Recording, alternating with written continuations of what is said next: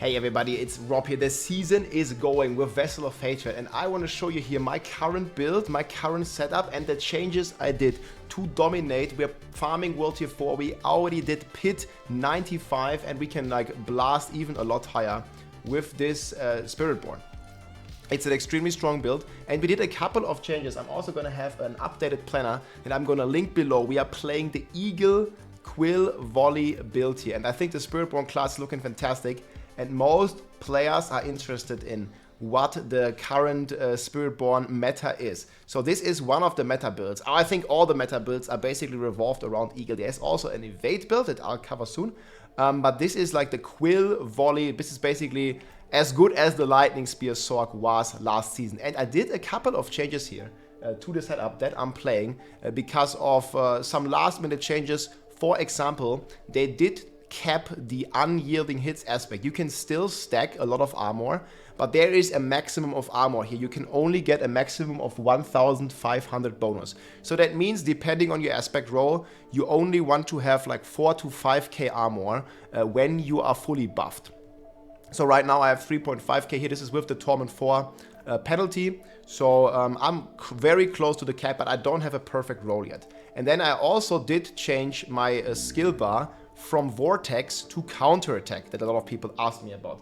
So the current setup that I'm playing is right here, and you see there is a couple differences. We have a new rune and we have another aspect basically. So we are rocking Harmony of Ebevaka. This one you can get from Beast in the Eyes. If you are wondering, you know, where you get every item from, there is a full unique table here that you can check. You can just click on Spiritborn and you see basically here where all the items drop from. For example, here Rod of Kepaleka and stuff like that, like you get from Echo of Duriel and Ariel. So Harmony, this one comes from Beast in the Eyes, very important, and we are rocking the Earthen Bulwark from the Druid, and we are rocking Tam when we cast the non-channeled core skills. Then we're rocking Turiel's Might. This one is very good. It solves all your resistance problems. We are on World Tier 4 and we have max res, no problem, 83 everything. And you can also use Soothing Spices to get here even more res. And if I keep masterworking this, you can get it to 85 basically. So if you don't have a Turiel's Might, I definitely recommend you play with Disobedience on the chest. Disobedience aspect, and then also have all res here, and then you might need to put some all res in your jewelry instead of skulls. Then we're rocking the Moonrise here. I think Moonrise for the start is a bit better than the block aspect because the Moonrise gives you attack speed, it gives you double damage, and it gives you movement speed. And the movement speed basically gives you more DPS as well with Brilliance. This is basically the reason why you want to have when you're buffed. So right now my movement speed is 169, good number. But I'm also getting some more movement speed from Subo, and once I finish masterworking my pieces, I will have, and also like the tempering here, for example, I will have 200% movement speed. You get movement speed from the helm and from Turiel's. And then yeah, Moonrise on the gloves here. You want Quill Volley ranks, really important. You can also have core skill ranks, but Quill Volley is the best. And then here, my Juggernaut leggings here with basic skills. You can also play Disobedience. I decided to not go for armor percent anymore, but we go for maximum resolve stacks because again, the armor is kept with the recent changes. And then we are rocking boots here. Movement speed, I also like to have 1 vortex size rolls. And you might ask yourself, yeah Rob, but you don't have vortex on your bar anymore, so why do we want vortex? It's because of the Cry rune. Here we're using POC, which basically allows us to get a bunch of rune offering whenever we spend resources, and with Kepaleke, we spend resources all the time, and with Midnight Sun we get that resource back. And we can use this resource to proc Vortex like all the time basically. I'll show you one example run here in a second. We basically get Vortex like proccing like a madman. We get it like crazy. You'll see in the run. So the Cry, POC Cry is really good and it just triggers Vortex all the time. And that's also one of the reasons here while we are rocking Vortex size. Then we have Kepaleke. I was really lucky. You can get this from Duriel. I also do a giveaway here on my live stream, so you can check out my live stream on Twitch or also here on YouTube. We'll do giveaways every night. This is Europe night for a bunch of stuff because I keep farming Duriel and the Uber bosses for you. And look at my stashes here. Like I have already saved up, you know, a bunch of Kepalekes here for you. Like so, I'm gonna give all these away. There's even more here. We also have some winter glasses. So come by the live stream. We'll do some giveaways for like a lot of Kepalekes and a bunch of other items basically here. So yeah, the Rod of Kepaleke, you can also gamble it if you just go to the Curiosity vendor and gamble quarter stuffs. There's only 2 stats you can get. So it's a very nice way, and they significantly buff the chance. You want to masterwork resources here if you can, and the secondary should be as high as possible. I got a perfect one, I was lucky. Then I have the amulet here. So we are rocking unyielding hits. This one got nerfed a little bit, but it's still very strong. And total armor, instead of max life, you want a good passive like Brilliant or Potent, for example. I don't have this right now, but it is still very decent. Then we are rocking the Loop Ring here. This one is basically the Quill Volley. The feathers return to us, giving us way more DPS. And yeah, also Greater Affix is very important because the Greater Affix basically boosts the entire stat of the item to be much higher. And then the Midnight Sun, this one is dropping from Gregory or Gregoire, the one that drops the shards for Duriel. And it's very important to have like a 40% roll here or higher. Ideally, of course, you want like a 50-45% roll or something, like a very high roll in general. So that's going to be very nice. And yeah, then on the skill tree, we didn't really change all too much. I actually still have 3 points here. We don't even need this. So I'm going to get another point here that we can spend. We get some damage reduction. So we're rocking 2 points in Thrash. Then obviously maxed Quill Volley with advantageous Quill Volley. 3 in Follow Through, 3 in Vigorous, 3 in Balanced. Then you can max Diminishment as well. Definitely max Apex.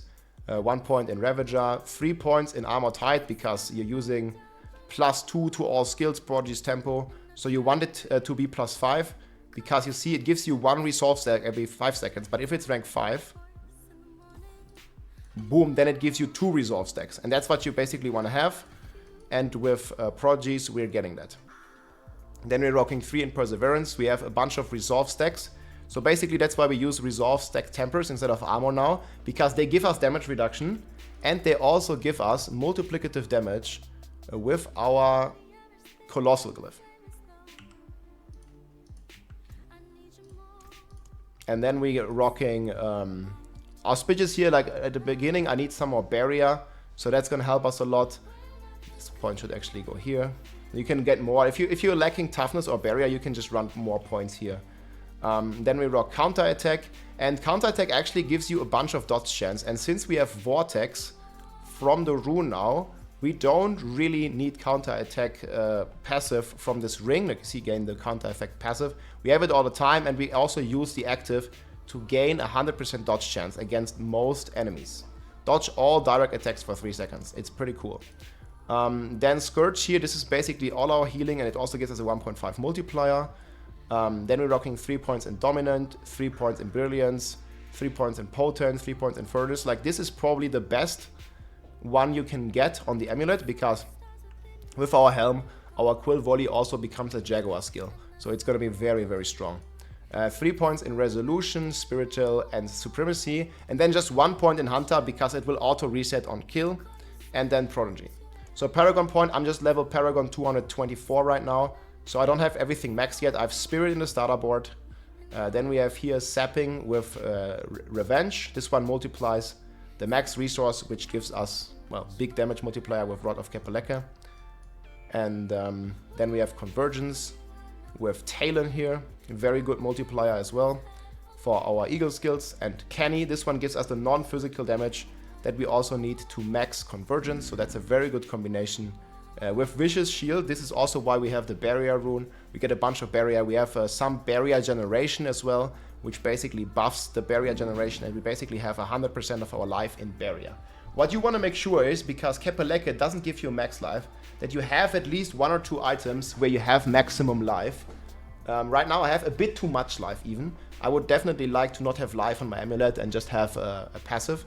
But this is what it is. Like you want to aim for like, 4k, maybe 5k life. So you need some life rolls. And you don't need all the armor rolls again because it's capped. So I have 4k armor, that is just the cap. And I'm about to get actually another big roll here. And I just need a bit more main stat, but I'll get this here for some more armor even. And it's gonna be very nice. And then, yeah, last but not least, here we have Colossal, multiplicative per resolve, and we have plenty resolve stacks with Revealing here. We also have a big damage multiplier against crowd controlled enemies. And yeah, let me just show you a run here for the end. Again, the planner is going to be in the description.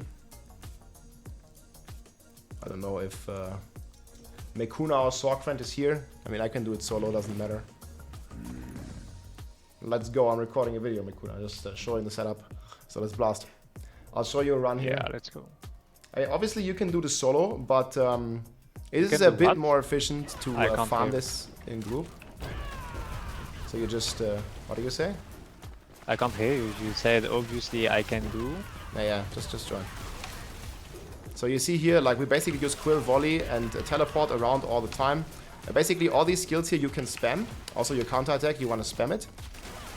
And like this we can basically melt down the packs like instantly here, even on a pit 81 already. And I already did like a 95 of this build. Probably by the end of today we'll be rocking 100 just to level our glyphs. Mekuna here is playing Lightning Spear Sorg. It helps a bit, but as you can see, like the damage is just insane. And we are basically speed farming these high pit tiers, and it is very efficient to level your gems, because if you level your gems, you get a ton of DPS. And I'm basically, like Lightning Spear Sorg is pretty good in killing the trash, but I also have like way more damage already than the Lightning Spear Sorg. You see, when I attack, boom, they die. Pretty much immediately. So ideally I don't want to follow him. I will just like, okay, this is a dead end, but there's a pack here we can kill, like boom, we just melted like instantly basically. So the packs, they get melted immediately. And you also have this like nice dash where your Quill Volley just dashes to the targets. Here, I can kill them for him. Look, I can even kill them. There was a damage reduction guy, and we even killed him through the damage reduction. Like we have like so much DPS to go like even way higher in this build. And I'll show this to you. I think it shows it best at the boss fight. When you're actually fighting the boss, you see like this barrier around me is active all the time. So boom, the barrier is rocking. Bam, easy peasy. You can also use the Hunter to teleport over walls. It's basically like a teleport of Sorcerer. It just has a little higher cooldown basically, right? So we just go here, we use the Hunter, boom, we jump on the pack, and then we immediately melt it. Boom, and it's dead. That's basically how it should go.